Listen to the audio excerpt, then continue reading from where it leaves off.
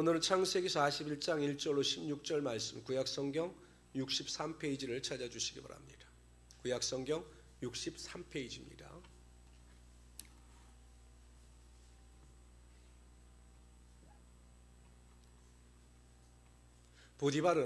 요셉은 보디발의 집에서 최선을 다하여 보디발을 섬겼지만 그 보디발의 아내 2명으로 인하여 감옥에 들어가게 됩니다. 그러나 요셉은 변치 않았습니다. 여전히 하나님께서 그와 함께하여 주셨고 요셉은 감옥에서도 하나님의 사명을 쫓아 최선을 다합니다. 그래서 하나님께서 간수장에게 은혜를 베푸사 그 감옥, 왕의 죄수들이 갇히는 그 감옥에서도 모든 일을 감당해 나갈 정도로 귀한 쓰임을 받았습니다. 그리고 마침내 하나님께서 그에게 기회를 주십니다. 술 맡은 관원장과 떡 맡은 관원장이 꿈을 꾸게 하시고 그들의 꿈을 해석케 하여 주심으로 꿈대로 내는 역사가 나타나게 하여 주셨습니다. 술 맡은 관원장은 나가고 떡 맡은 관원장은 그 죄에 따라 죽임을 당하게 됩니다.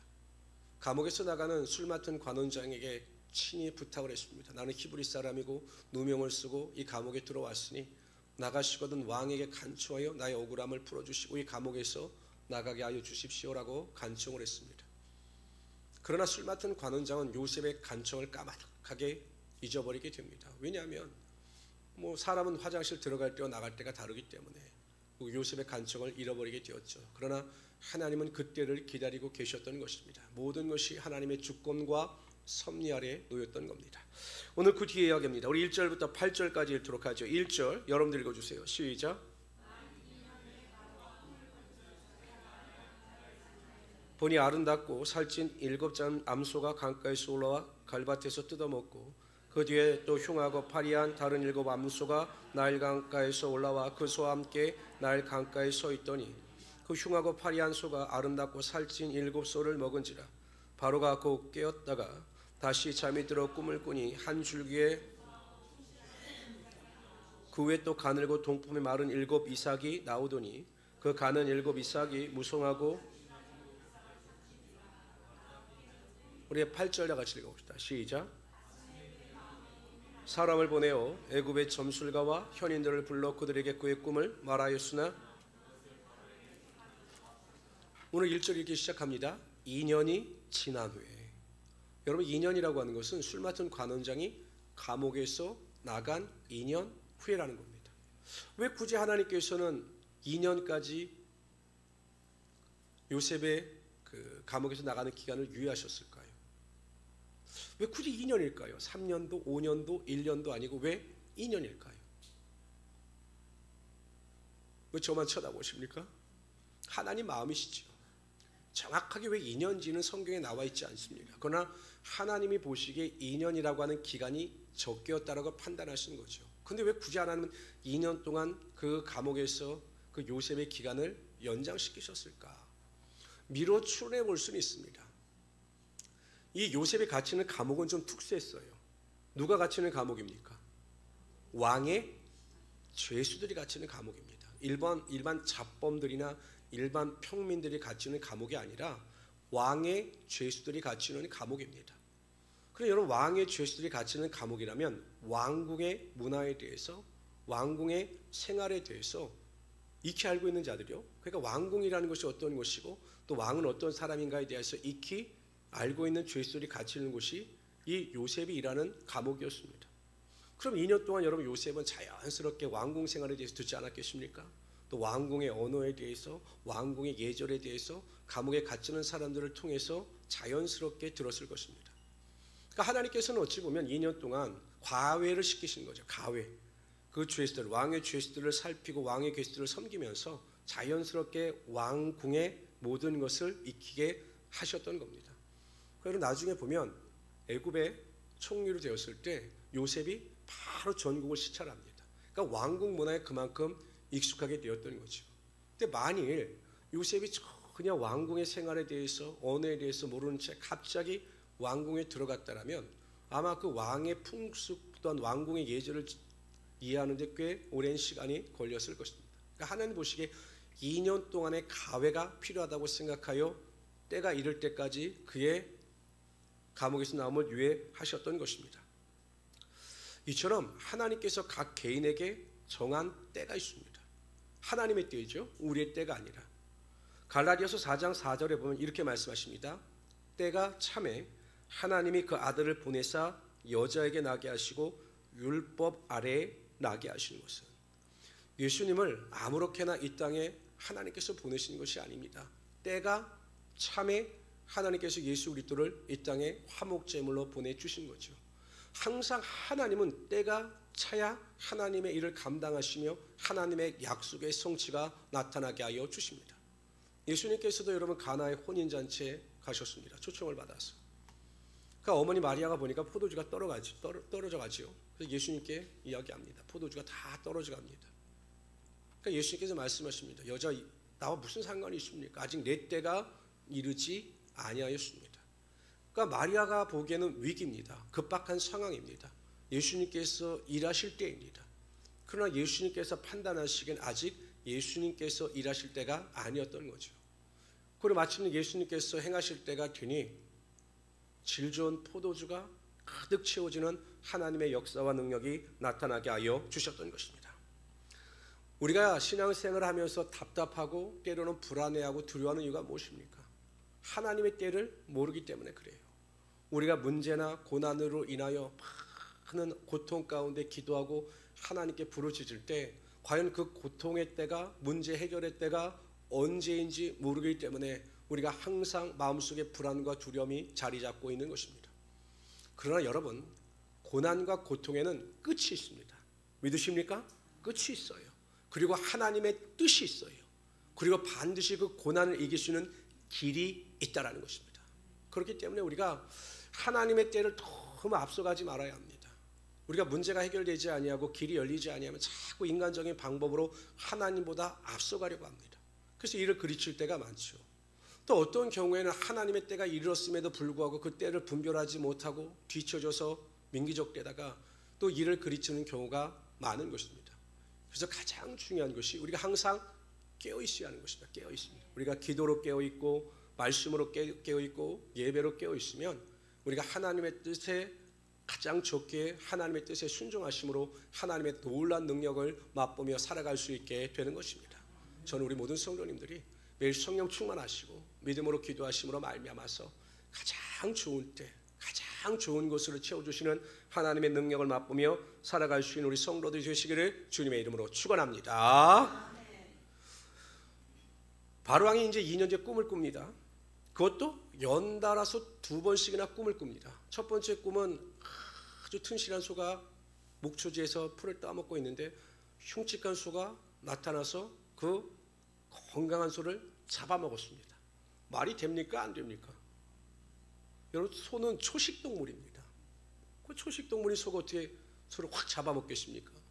저 같으면 또 개꿈 꿨구나 내가 그냥 이렇게 생각할 텐데 그런가 보다 또 잠을 잤어요. 그랬더니 이번에는 튼실하고 건강하고 알이 꽉 찬 7 이삭이 있는데 동풍에 말라 비틀어진 마른 이삭이 또 그 건강한 이삭을 집어삼키는 꿈을 꿨습니다.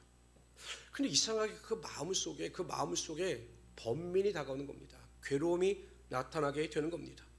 그래서 너무나 꿈이 흉측했기 때문에 그 꿈을 해석하기 위하여 백방으로 알아보죠.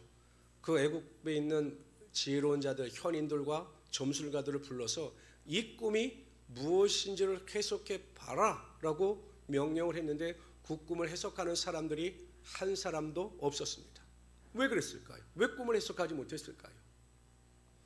다 아시는데 말 안 다 아시죠. 8절에 보면 이런 말씀이 나옵니다. 그의 마음이 번민하여라고 합니다. 그의 마음이 번민하여. 근데 이것을 히브리 원어대로 그대로 해석하면 어떤 의미냐면 영혼이 괴로웠다라는 거예요. 그러니까 육신이 괴로운 게 아니라 영혼이 괴로웠던 거죠. 영혼이 괴로워서 견딜 수가 없었던 것입니다. 그러니까 육신의 호기심이 아니라 영적인 괴로움이 너무 심했던 겁니다. 결국 그 꿈의 근원은 하나님께로부터 온 것이고 그 꿈의 해석자는 하나님이셨기 때문에 육신에 속해 있는 자들은 절대로 그 꿈을 해석할 수가 없었던 것입니다. 신령한 것은 신령한 것으로 분별할 수가 있는 것입니다. 골로새서 1장 27절에 보면 하나님이 그들로 하여금 이 비밀의 영광이 이방인 가운데 어떻게 풍성한 것을 알게 하려 하심이라. 이 비밀은 너희 안에 계신 그리스도니 곧 영광의 소망이니라. 믿지 않는 자들에겐 예수 그리스도가 비밀입니다. 그러니까 육신의 눈으로는 예수님께서 구원자가 되시고 메시아가 되신다는 사실을 알고 싶어도 알 수가 없는 것입니다. 시크릿, 비밀인 거예요. 그러니까 여러분, 세상 사람들은 예수님을 4대 성인 정도로만 기억하죠. 역사적 예수는 인정하는 겁니다. 예수라고 하는 인물이 그 유대 땅에 태어난 것은 인정해요. 그래서 뭐 공자, 석가, 마호멧, 예수를 4대 성인이다라고 칭하기는 합니다. 그러나 거기죠. 예수님께서 메시아가 되시고 구원자가 되신다는 사실을 그들은 깨닫지 못합니다. 왜냐하면 그들에겐 예수 그리스도가 비밀이고 예수 그리스도를 알 수 있는 은혜와 축복이 그들에겐 주어지지 않았기 때문이죠. 그럼 우리는 예수님께서 우리의 삶의 구세주가 되시고 하나님의 아들이 되시며 또한 우리의 구원자가 되심을 믿고 깨달아 하나님 앞에 나오는 것입니다. 이것이 어떻게 가능하냐? 우리에게는 더 이상 예수 그리스도가 비밀이 아니라 예수 그리스도를 믿음의 구주로 받아들이시는 하나님의 은혜가 임했기 때문이죠. 성경에 보면 이렇게 말씀하십니다. 다 같이 읽어봅시다. 시작. 우리 주 예수 그리스도의 하나님 영광의 아버지께서, 그러니까 계시의 영을 부어주셔야 우리가 하나님을 알고 예수님을 알 수가 있는 것입니다. 결국 여러분, 계시의 영이 성령이에요. 그러니까 성경에 보면 성령을 말미암지 않고는 예수를 구주로 영접할 수 없다라고 말씀하고 있는 것처럼 저와 여러분에게는 하나님께서 택한 자로서 계시의 영을 부어주사 다른 사람들이 보지 못하는 것을 볼 수 있는 영적인 세계를 볼 수 있는 하나님의 은혜와 능력이 나타나게 하여 주셨던 겁니다. 여러분, 하나님의 약속이 눈에 보입니까? 보여요? 안 보여요? 근데 왜 믿으십니까? 그건 하나님께서 믿을 수 있는 은혜를 여러분들에게 허락하여 주셨기 때문이죠. 성경을 딱 핍니다. 성경 창세기 1장 1절이 무엇입니까? 하나님께서 태초에 하나님께서 천지를 창조하셨느니라. 믿으십니까? 왜 이렇게 목소리가 작으십니까? 믿으십니까? 그러나 계시의 영을 받지 못한 일반 사람들은 말도 안 되라고 성경을 덮는 겁니다.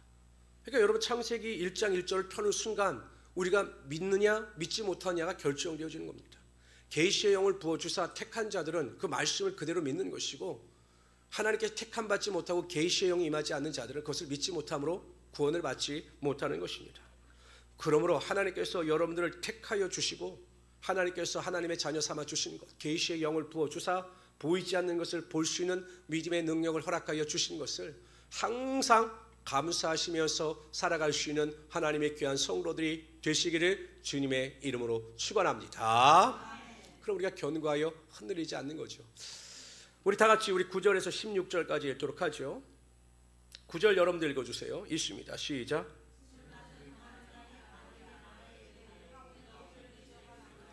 바로께서 종들에게 놓아서 나의 떡 굽는 관원장을 친위대장의 집에 가두셨을 때 나와 그가 하룻밤에 꿈을 꾼 주 각기 떡이 있는 그곳에서 친위대장의 종된 히브리 청년이 우리와 함께 있기로 우리가 그에게 말하매 그가 우리의 꿈을 풀되 그 꿈대로 각 사람에게 해석하더니 그 해석한 대로 되고 나는 복직되고, 이에 바로가 사람을 보내어 요셉을 부르매 그들이 급히 그를 옥에서 내놓은지라. 요셉이 곧 수염을 깎고 그의 옷을 갈아입고 바로에게 들어가니 내가 꾸었으나 능히 푼다 하더라. 우리 16절 다 같이 읽읍시다. 시작.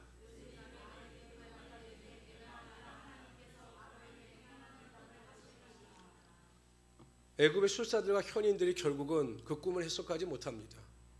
그때 술 맡은 관원장이 요셉을 기억해 냅니다. 누가 하셨을까요? 참 여러분들은 대답이 편해요. 그냥 무조건 하나님. 근데 그게 정답이에요. 누가 하셨습니까? 하나님이. 누가 응답하셨습니까? 하나님이. 누가 주셨습니까? 하나님이. 그런 자들에게 복이 임하는 겁니다. 누가 있습니까? 내가요. 그런 사람들은 축복을 받지 못해요. 다 하나님이 하시는 겁니다. 그러니까 하나님은 알파와 오메가가 되셔요. 우리의 인생의 시작과 끝이 되십니다. 하나님은 우리의 삶의 모든 것이 되셔요. 항상 누가 하셨습니까? 하나님께서 하셨습니다 라고 하는 것이 우리의 인생의 해답이 될 수가 있는 것입니다. 그래서 한편으로는 모든 사람들이 좌불안석이 되었겠죠. 왜냐하면 왕은 자꾸 꿈을 해석하라 꿈을 해석할 수 있는 사람들을 데려와라 하는데 아무리 자신들이 알아봐도 유능한 점술가도 꿈을 해석하는 자들도 왕의 꿈을 해석하지 못하는 겁니다. 그때 술 맡은 관원장에 갑자기 요셉이 생각나게 된 거죠. 하나님께서 하시는 거죠. 그래서 자신의 경험담을 왕에게 자세하게 설명을 합니다. 내가 감옥에 있을 때 이러한 일을 당했는데 그 히브리 청년의 꿈대로 모든 것이 이루어졌습니다라고 이야기를 합니다. 평상시 같았으면 왕이 그의 말을 믿었겠어요. 야, 현인들도 해석하지 못하고 애굽의 그 유능한 점술가도 해석하지 못한 일을 그 감옥에 있는 그 히브리 죄수가 그걸 하겠어? 라고 멸시했을 텐데 왕도 하도 답답한지라 그러니까 지푸라기를 잡는 심정으로 그 요셉을 데려오라고 이야기를 합니다. 그런데 여러분 한번 생각해 보십시오. 요셉이 왕이 꿈을 꿨다는 사실을 알았을까요? 몰랐을까요? 오면서 왕이 이런 꿈을 꿨다라는 것을 요셉이 감옥에서 나오면서 왕궁으로 오면서 알았을까요? 몰랐을까요? 왜 몰랐을 거라고 생각하십니까? 네? 하나님이 하시니까. 그렇죠. 이제 다 그렇게 하시네요. 근데 제가 보기에는 데리고 오는 사람이 알려줬을 거예요. 요셉이 묻지 않았겠어요?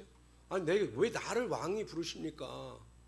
그때 아마 이야기했겠죠. 야, 우리 왕이 이런 꿈을 꿨는데 술 맡은 관원장이 너에 대해서 이야기하더라. 네가 그렇게 뭐 꿈을 잘 해석한다며 그래서 왕이 너를 데려오라고 하니 그냥 잠만 말고 쫓아와. 이렇게 이야기했겠죠. 근데 여러분 요셉의 입장에서 보면 얼마나 황당할 거예요. 아니 그 꿈을 해석한 건 2년 전이고 내가 지금 그 왕의 꿈을 해석할지 못할지 모르는데 나를 이렇게 무작정 끌고 가면 어떡하냐고. 만약에 내가 갔다가 왕의 꿈을 해석하지 못하면 경을 칠 텐데 나 안 간다고. 이럴 수도 있는데 요셉은 잠잠히 갑니다. 근데 왕이 또 이렇게 이야기해요. 야, 너는 꿈을 잘 해석하는 자라며 너는 꿈 해석에 능한 자라며 라고 그를 치켜 세웁니다. 그랬더니 요셉이 뭐라고 이야기합니까? 아이 그럼요. 다 이렇게 말하시죠. 나는 꿈이라면 다 해석하는 자입니다. 이렇게 말하지 않았습니다. 우리처럼 대답하죠. 누가 하십니까? 하나님이 하십니다. 근데 어떻게 이야기하냐면 내가 아니라 하나님께서 바로에게 편안한 대답을 하시리이다. 편안한 대답이란 확실한 해석을 하나님께서 하실 것입니다 라고 자신 있게 대답합니다. 요셉에게는 하나님을 신뢰하는 온전한 믿음이 있었습니다. 어떠한 환경 가운데 있다 할지라도 하나님께서 일하심으로 말미암아 하나님의 능력과 권능을 베푸신다라고 하는 그 하나님에 대한 절대적인 신뢰가 있었기 때문에 하나님의 응답하심을 전혀 의심하지 않았던 것입니다. 여러분 우리가 왜 문제를 만날 때마다 고난 앞에서 문제 앞에서 낙심하고 절망하고 원망하고 불평하는 것일까요? 결국 그것은 우리가 하나님에 대한 신뢰가 약하기 때문에 그래요. 여러분 생각해 보십시오. 우리가 하나님을 절대적으로 신뢰하고 하나님의 능력을 절대적으로 신뢰합니다. 하나님은 무소부지하시며 전지전능하신 하나님이 되시고 그러한 하나님은 나를 사랑하셔서 나에게 항상 좋은 것으로 채워주시는 하나님이 되신다라고 믿음을 가지고 하나님을 절대적으로 신뢰하면 우리가 무슨 고난과 좌절 앞에서 문제 앞에서 낙심할 이유가 무엇이 있겠습니까? 그런데 우리가 문제를 만나고 고난을 만날 때마다 우리가 잠깐이라도 절망하고 탄식하고 불평하고 원망하는 이유는 자꾸 하나님을 신뢰하기보다는 내 경험과 생각의 테두리 안에서 그 문제를 해결하려고 하기 때문입니다. 그게 참 쉽지 않아요. 우리가 알면서도 쉽지 않은 것이 무엇이냐면 우리가 하나님께 맡긴다라고 하면서 계속해서 내 경험과 내 생각의 테두리 안에서 그 문제를 바라보고 문제를 해결하려고 하는 어리석음을 범할 때가 너무나 많다라는 것입니다. 그러니까 내 생각과 경험의 테두리 안에 머물러 있게 되면 결국 그 문제 앞에서 압도되어 우리가 절망하거나 탄식하거나 하나님께 원망하고 불평할 수밖에 없는 거죠.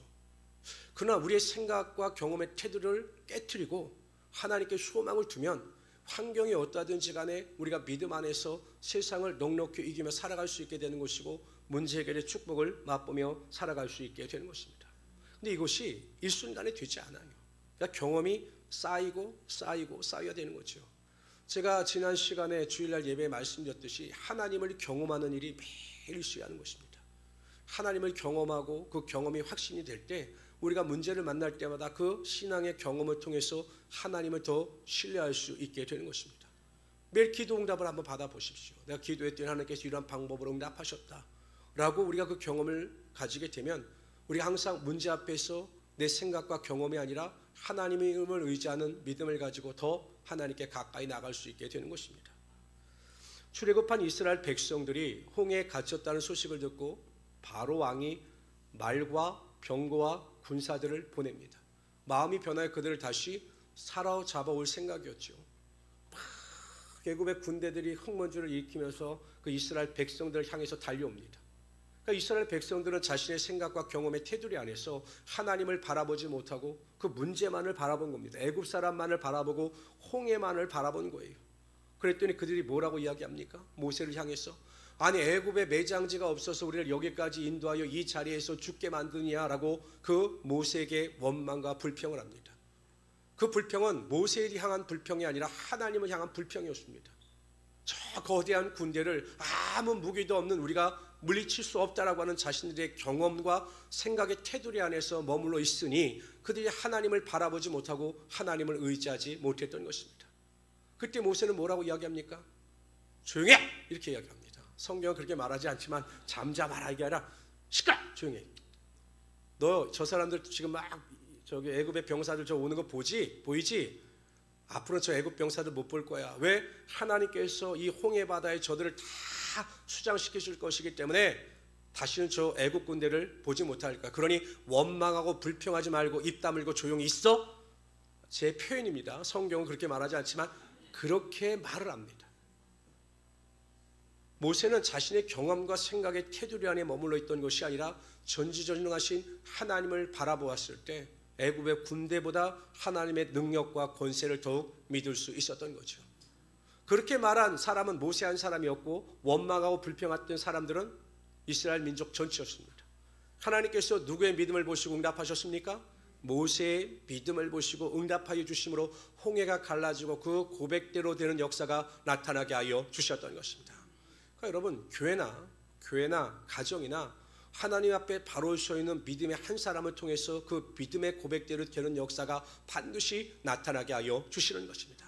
그러니까 여러분들 한 사람 한 사람의 가정에 올바로 서서 믿음으로 기도하고 하나님의 전지전능하심을 믿고 나아가게 되면 하나님께서 여러분들을 통해서 하나님의 표적과 기사와 능력이 반드시 나타나게 하여 주십니다. 제가 얼마 전에 어느 목사님과 대화를 나눴습니다. 저는 그 목사님의 교회 갈 때마다 이해가 되지 않았던 것이 무엇이냐면 이 목사님의 교회가 이렇게 있는데 그 앞에 건물이 서서 그 교회를 한 1m 정도로 꽉 막고 있어요. 저는 이해가, 그러니까 교회도 보이지 않아요. 그러니까 교회를 가려면 이렇게 빙 돌아서 가야 되니까. 그 교회 들어가면 빛이 안 들어오니까 교회가 너무 어둡고 막 습기 차고 막 너무 그냥 교회가 그렇습니다. 그래서 제가 궁금해서 아니 목사님 왜 이런 곳에서 교회를 얻으셨냐고. 저 상식적으로 이해가 아니 왜 이렇게 빛도 안 들어오고 이런 교회를 왜 사셨냐고. 그것도 사셨어요. 상가를. 왜 사셨냐고 물어봤더니 한숨을 쉬시더라고. 아이고 내가 말하면 사연이 많아서 한번 해보세요. 한번 궁금하니까. 저 궁금한 건 못 참거든요. 물어보세요. 했더니 말씀하시더라고. 원래 그 땅이 빈 공터였습니다. 그러니까 목사님의 교회가 있고 그 땅이 공터였어요. 40평 되는 땅이 공터였어요. 그러니까 목사님의 교회가 평상시에 잘 보였죠. 사람들이 왔다 들어올락날락하고. 근데 그 땅 주인이 이단인 안식일 교회 목사였대요. 그래서 목사님이 저 땅을 우리가 사야 되겠다라고 이야기하고 매일 선포했대요. 저 땅은 나에게 하나님께서 주셨다. 저 땅은 하나님께서 나에게 주셨다. 매일 선포했대요. 그리고 매일 땅 밟기를 하셨대요. 나에게 주셨다. 근데 갑자기 그쪽이 개발하면서 땅값이 계속 올라간 겁니다. 그 이단은 5천만 원에 샀는데 땅값이 막 2억 5천만 원까지 올라가는 거예요. 그래도 목사님은 실망하지 않으시고 이 땅은 내 땅, 저 별은 나의 별, 이 땅은 나의 땅 뭐 이래가지고 막 매일 내 땅이다 하나님께 주셨다라고 입술로 선포하고 고백했습니다. 그래서 사모님의 믿음을 가지고 가서 그 땅 주인과 타협을 해서 반값으로 깎았다는 거예요. 1억 3천으로. 그럼 어떻게 합니까?